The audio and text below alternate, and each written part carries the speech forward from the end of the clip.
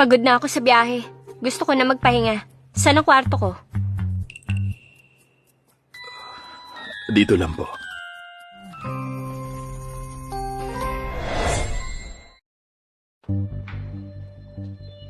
Linda, marami na tayong nakitang kwarto ngayon. Alin doon ang gusto mo?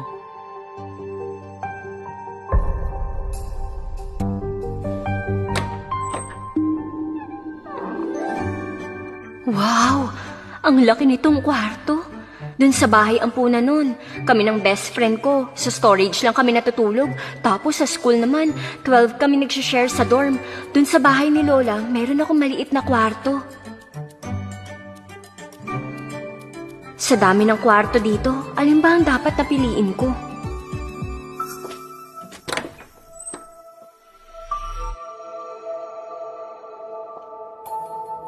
Linda, malaki na ang utang ko sa'yo. Kung gusto mo, itong kwarto ko, okay lang din. Ito na naman tayo, hindi na natapos. Tong si Nancy namin, masyado talagang mabait. Si Lola, ganyan din ako kino-comfort. Ako din ang paborito niya. Wag mo nang isipin yan, wag na.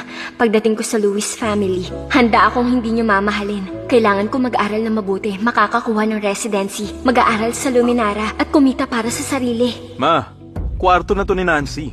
Sa dami ng kwarto na pagpipilian, ito pang kukunin niya.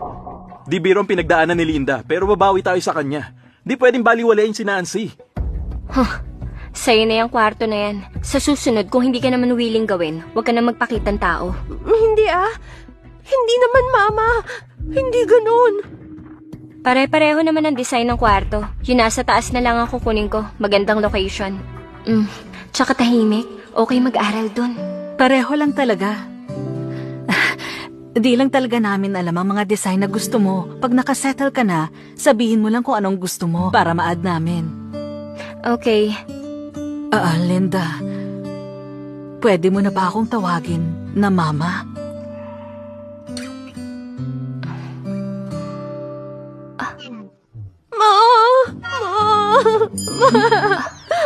Ba't ka umiiyak, sweetheart? Okay lang. Ang awkward nun, buwisit. Ba't ba ako sumagot agad? Baka isipin niya, type ko siyang tawaging mama.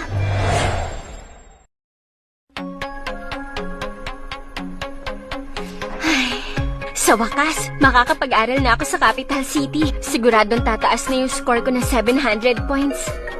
Kuya, nagkamali ako kahapon. Nagalit sa akin si Linda. Gusto ni Papa na sumama sa atin si Linda sa school ngayon. Kailangan ko mag-sorry ng maayos sa kanya. Di ka mali. Huwag kang mag-sorry. Tara, dali na. Ha?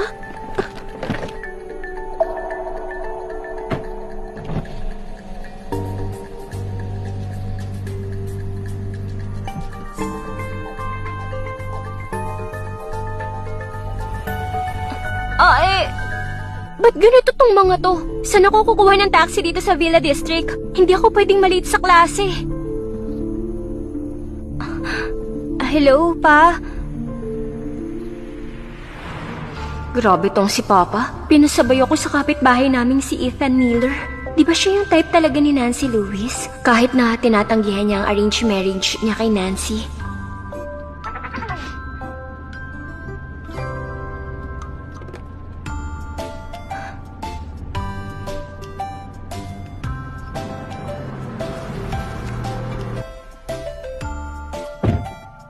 Salamat Sa susunod, doorbell ka lang kapag may need ka. Ikaw siguro yung malayong kamag-anak ng mga Lewis. Nasabi sa akin ni Nancy ang sitwasyon mo. Mahina ang foundation mo. Baka hindi ka makahabol sa enhancement class. Di mo kayanin. Regular class ka muna. Regular class? Tama. Sige, maliitin niyo ako. Di niyo ako mapipigilang matuto. Kahit sa regular class ako. Lahat ba dito makakalampas ng 700 points? Excuse me, ano pong score for enhancement class? 600. Yung score po ni Nancy Lewis. Art student siya. Mga 30 to 40 pag undergrad. Bale, nasa regular class siya? Nasa enhancement class siya. Magandang score na yon para sa art student. Maganda na ang samahan ng mga estudyante dun. Huwag mo nang sirain yung samahan nila. So grupo sila. Bakit? Ayaw mo sa regular class? Gusto ko talaga. Halika.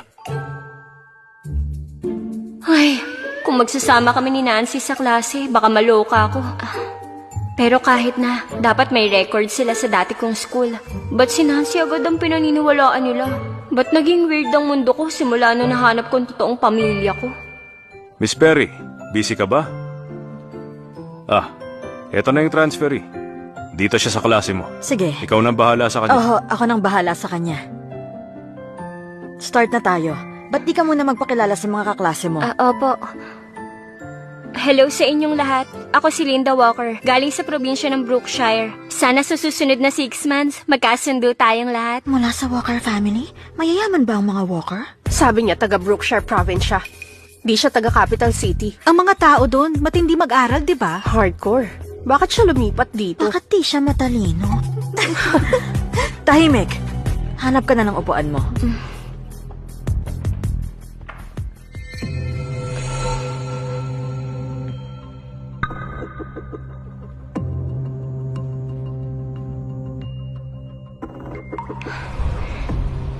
Maganda tong pwesto ko. Malapit sa teacher. Tahimik pa. Walang istorbo. Okay mga bata, buksan na ang textbook nyo sa page 103. Ayos, nakasettle na ako. Oras na para mag-aral para sa college exam.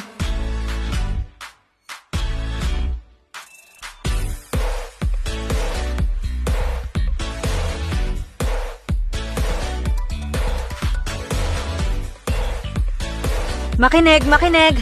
Sa susunod na linggo, magkakaroon tayo ng major mock examination.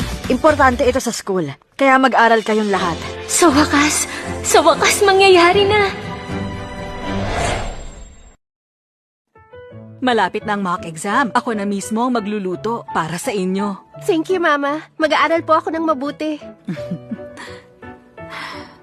Kinakabahan ako, na-excited at natutuwa. Iniisip ko kung yung capital examination totoong legendary talaga. Linda? First time mo mag-capital exam. Ninanadress ka, di ba? Tama. Medyo behind kasi sa probinsya, kaya di ka masyadong makasabay. Pero kaya mo yan. Naku, okay lang yan. Kung hindi mo pa alam ang sagot, unahin mo muna yung mga simpleng tanong. Itong si Nancy, napakabait talaga. Kumain ka pa.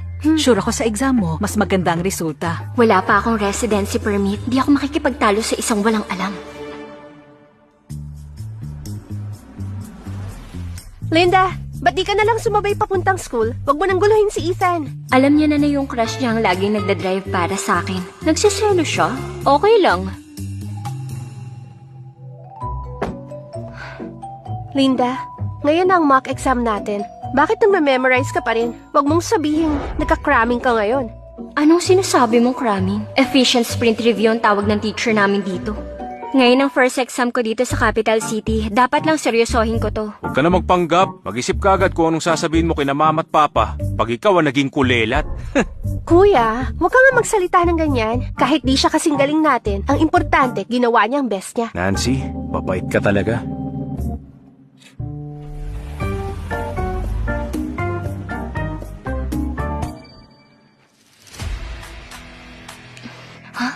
Capital exam, capital exam, capital exam. Kaya pala nasabi ng best friend kong graduate na, nagbibigay ng sobrang confidence tong capital exam. Ganito pala yun. Simulan nyo na ang exam. Ngayon ipapakita ko sa inyo ang lakas ng estudyanteng walang tigil sa pag-aral at sa pagmemorya. Galing ako sa Brookshire. Ang score ko mataas pa sa 650 points na walang adjustment. 50 points na walang adjustment. Hindi ako nagpapahinga. Gising ng 5 a.m., tulog ng 1 a.m. parang robot. Ito na ang pinakahihintay kong moment to shine. Tong student sa regular class, natapos agad? First time kong matapos ang exam na hindi nahilo o napagod. Dapat okay ako sa mga Louis para sa capital exam para makuha ko ang residency. Ma'am?